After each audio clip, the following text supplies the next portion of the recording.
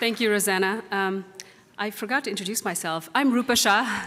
I'm one of the team members putting the summit together and bringing you all here. We're very happy to see the global diversity of this room. And the next speaker we have is Ethan Berman. He leads I2 Learning, our close collaborator in Day of AI, which is a global program to bring AI education in K through 12 classrooms. So Ethan, please take it away. And another short announcement is we're about 15 minutes sort of behind the schedule, and so just letting you know. Thank you. Good morning. I'll be try to get us back on schedule a little bit. First, let me say my name is Ethan Berman. I'm thrilled and frankly honored to be given the chance to be here and speak with you today.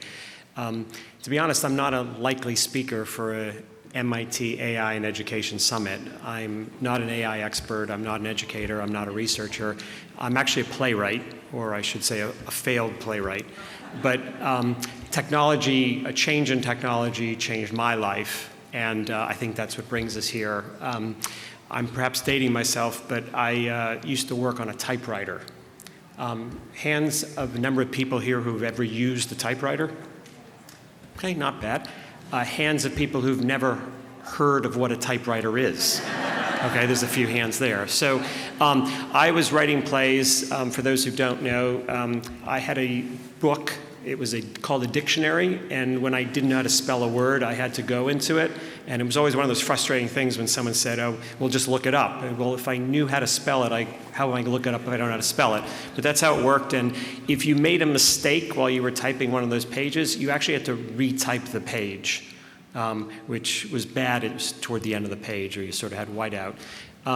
But obviously, the personal computer and this software program called Microsoft Word came into the world.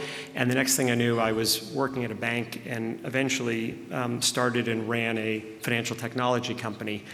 And when that company was sold, myself and a number of colleagues set up a nonprofit, I2 Learning, to focus on better preparing our students for the changing world. So we started with a STEM program. This is now 2015. Again, not educators, not STEM people. We went out to leading STEM organizations like MIT and asked them for STEM curriculum, which we put into schools. That grew from a small pilot here in Boston to all of Massachusetts, to the United States, and globally through the world. And then there was another change, COVID. And suddenly people weren't working collaboratively in classrooms on hands-on project-based learning. They were working online. And a second new technology, this thing called AI, was increasingly becoming prevalent in our world.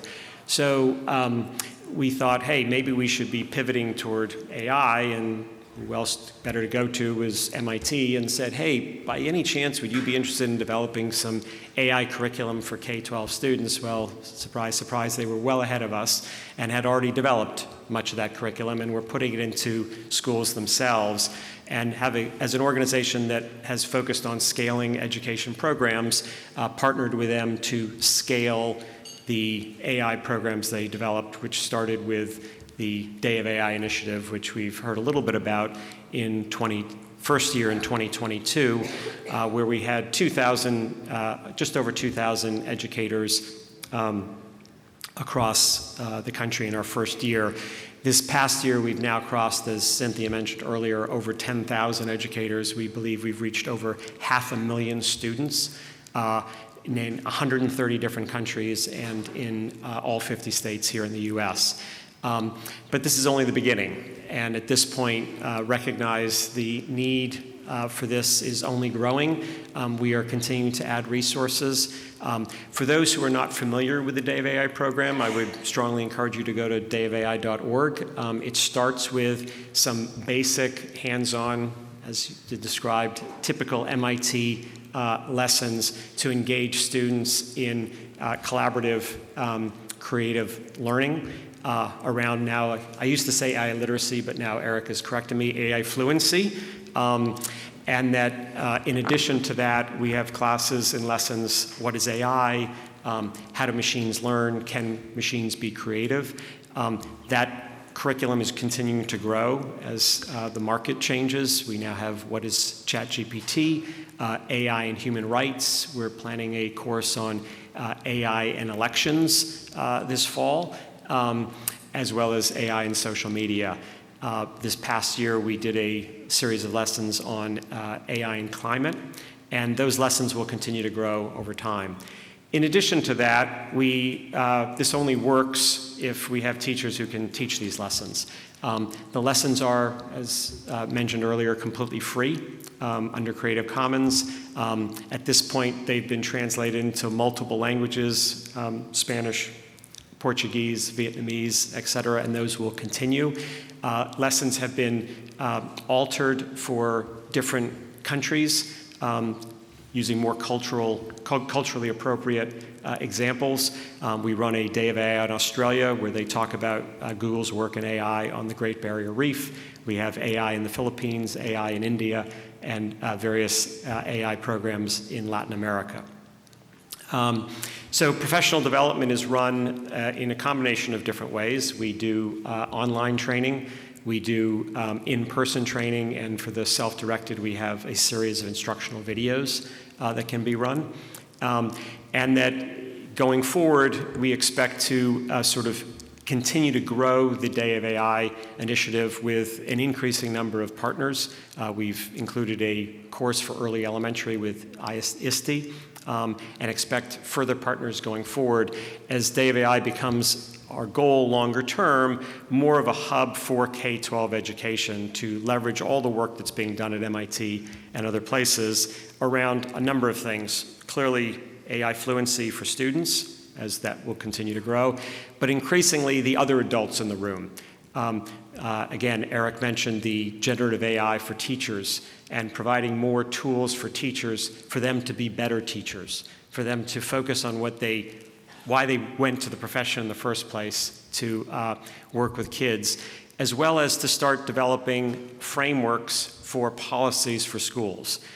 We don't believe there's one policy that works for every school and every location, but we do believe that creating a place for schools to go, administrators to go, to find frameworks and different policies around the world that they can then use to customize for their own school district, or country makes a lot of sense. And then that leads to collaboration and community, a community like this, where we can create a community of like-minded educators trying to use AI to improve our education system, which is ultimately the goal. I think really when you think about AI, it is not a case of how do we learn AI.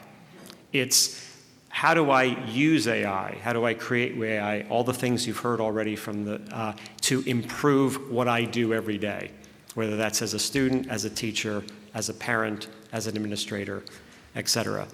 I sort of go back at the end to sort of my being a playwright and thinking of that typewriter and thinking that, well, in the old days it would take me sort of a year to write a play, another 6 months to rewrite the play.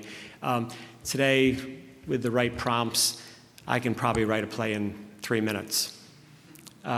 So I don't look at that as something that scares me. That doesn't say, gosh, there's never going to be any playwrights in the world. I think, as Cynthia mentioned, and I heard the quote slightly differently, which is, AI is not going to replace humans. Humans with AI will replace humans without AI. And it is therefore imperative for all of us, whether we are students, teachers, administrators, policymakers, funders, et cetera, that we spend our time making sure there are no humans without AI. So with that, again, I thank you. I look forward to the various conversations today and over the next couple of days, and applaud you all for the work that you're doing already to improve the situation. Thank you.